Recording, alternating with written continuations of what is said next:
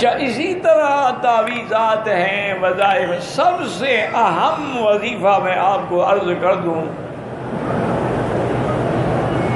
جو اللہ کے قرآن کا حکم بھی ہے اور میرے آقا کا فرمان بھی ہے اور عمل بھی ہے، تو انشاءاللہ آپ کسی کے محتاج نہیں ہوں گے۔ اور وہ یہ ہے کہ جب بھی کوئی پریشانی ہو، مصیبت ہے، دکھ ہے، بیماری ہے، مقدمات ہیں، لڑائیاں ہیں، 2 رکعت خالص نیت سے نماز پڑھیں، صلاۃ الحاجہ۔ اور یہی اللہ کا حکم ہے کہ وَاسْتَعِینُوا بِالصَّبْرِ وَالصَّلَاةِ، مصیبت آئے صبر کرو اور نماز پڑھو۔ اور اگر کسی بھائی کو یاد ہو سکے تو سب سے جو مجرب دعا ہے وہ یہ ہے کہ 2 رکعت پڑھنے کے بعد درود شریف پڑھے، کیونکہ یاد رکھو اگر دعا کے پہلے بھی درود شریف نہ ہو، بعد میں بھی نہ ہو، دعا قبول نہیں ہوتی۔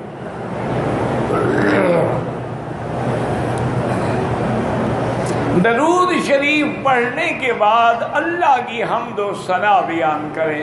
کیا مانا؟ چلو سورۃ فاتحہ پڑھ لیں جس میں سب کچھ ہے، اور پھر حضور نے ایک دعا سکھلائی ہے امت کو کہ لا الہ الا اللہ الحلیم العظیم،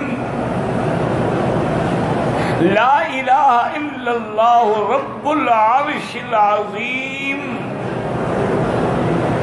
لا الہ الا اللہ رب السماوات ورب الارض ورب العرش الکریم، اسألک موجبات رحمتک وعزائم مغفرتک والسلامۃ عن کل اثم والغنیمۃ عن کل بر۔ اور اگر یہ یاد نہ ہو تب بھی کوئی بات نہیں، کسی بھی زبان میں اللہ کو 2 رکعت پڑھنے کے بعد خالص اللہ کو پکاریں۔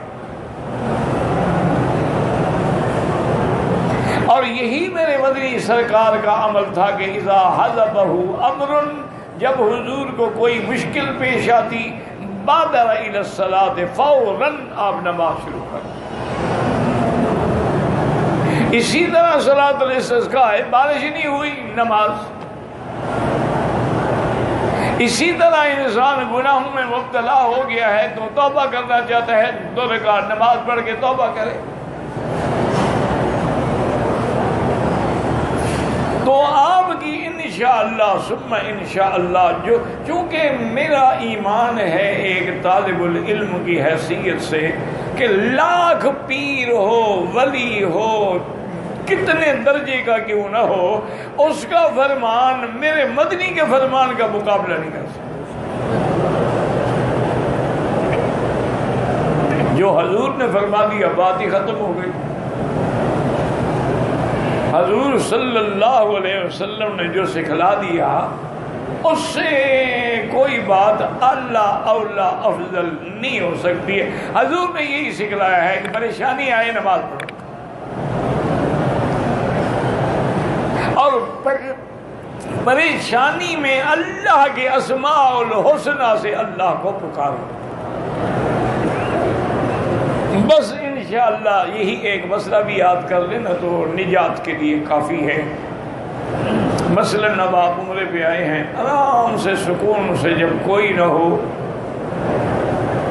بالکل علیحدگی میں 2 رکعت نماز پڑھ کے توبہ بھی کریں، اللہ سے دعا بھی کریں کہ یا اللہ ہماری اس حاضری کو قبول فرما لے اور اس کے ثمرات و برکات ہمیں نصیب فرما، تاکہ تیرے دروازے سے اور روضہ محمد مصطفیٰ سے ہم خالی دامن لے کے نہ جائیں کہ جیسے آئے تھے ویسے جا رہے ہیں۔